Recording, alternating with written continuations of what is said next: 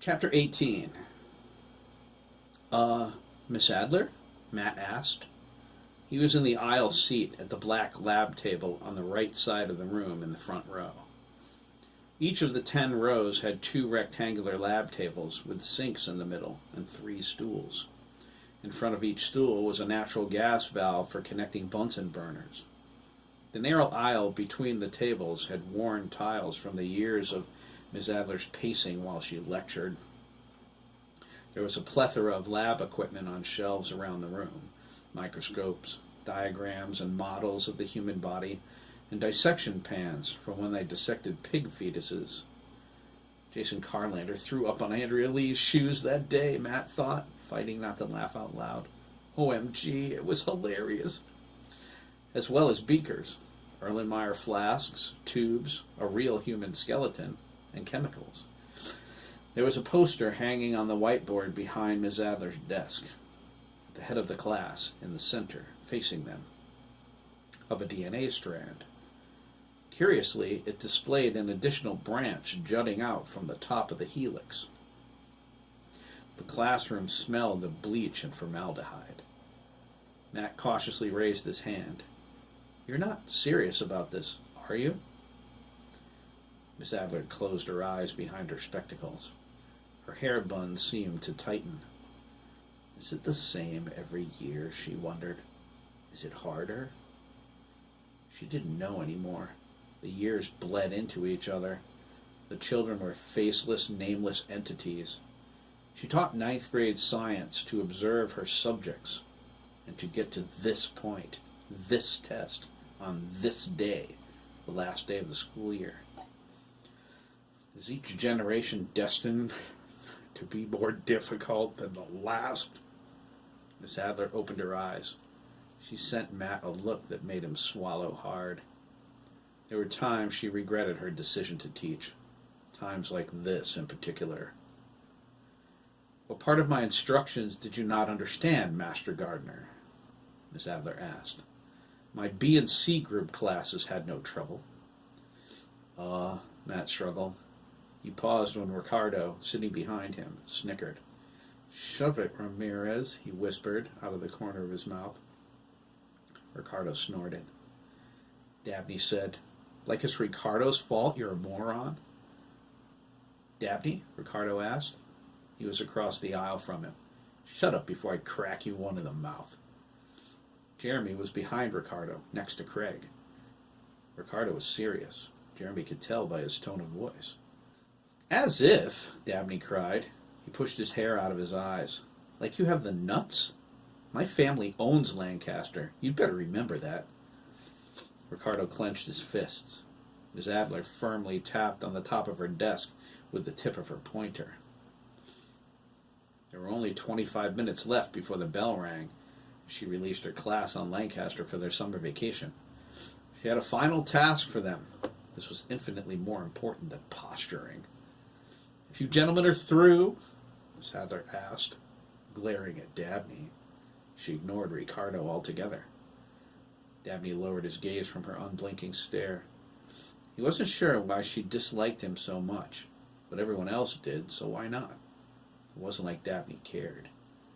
"I don't, and that's all there is to it. Really, I don't.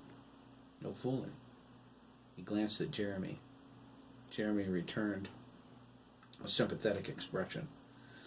Dabney looked away. He thought, why does he have to be so understanding?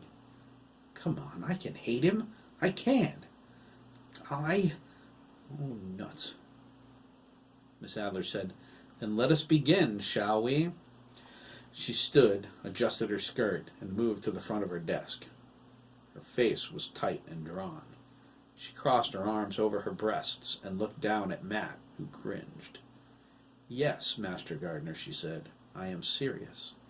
Half of your final grade serious."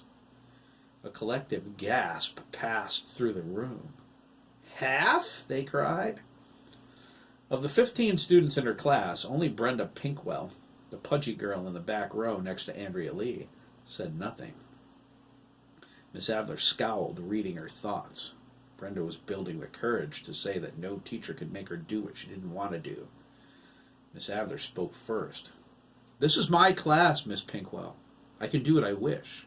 And yes, I can make you."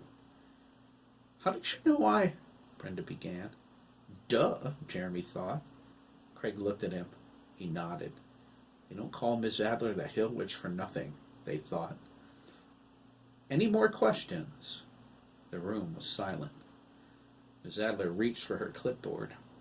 It held a single sheet of paper broken into 2 columns, name and reading. She set it down next to a red hazardous materials container labeled blood products. She turned back to her class. "Fine then. Who is first?" Craig squirmed when nobody volunteered. What's wrong with everybody, he wondered. He bit his lower lip.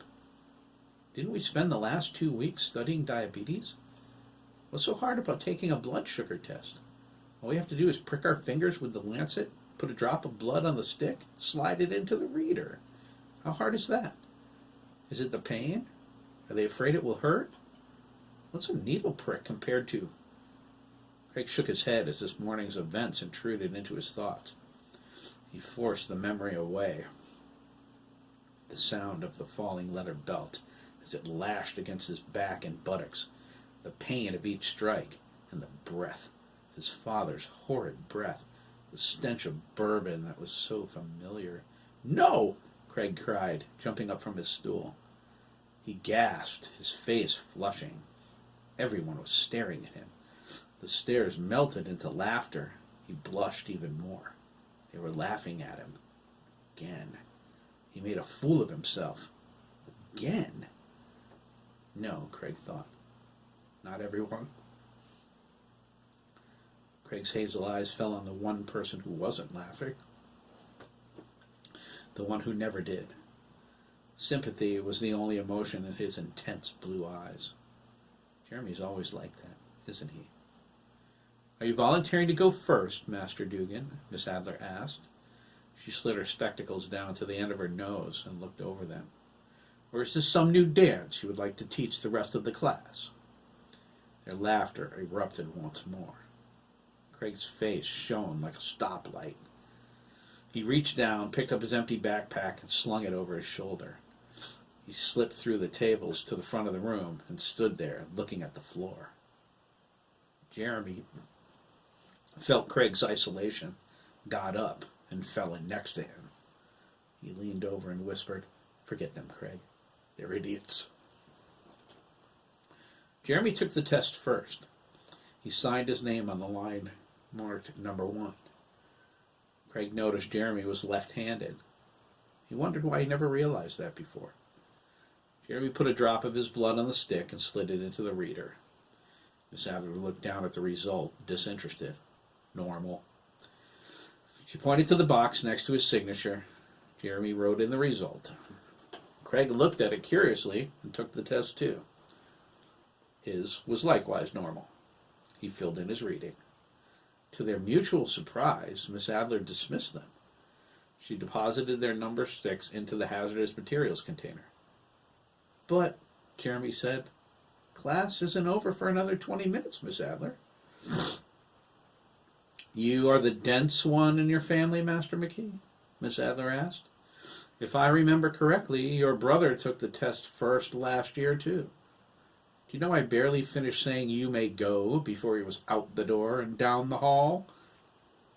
Jeremy and Craig took off, slamming the door behind them. Dabney stood up and dashed to the front of the room as everyone else shoved to get in line. "Relax, children," Miss Adler said. "You will all have the opportunity to bleed for me before this is over." Her smile was cold. She looked at Dabney. "Trust me," she sneered. She handed him the clipboard.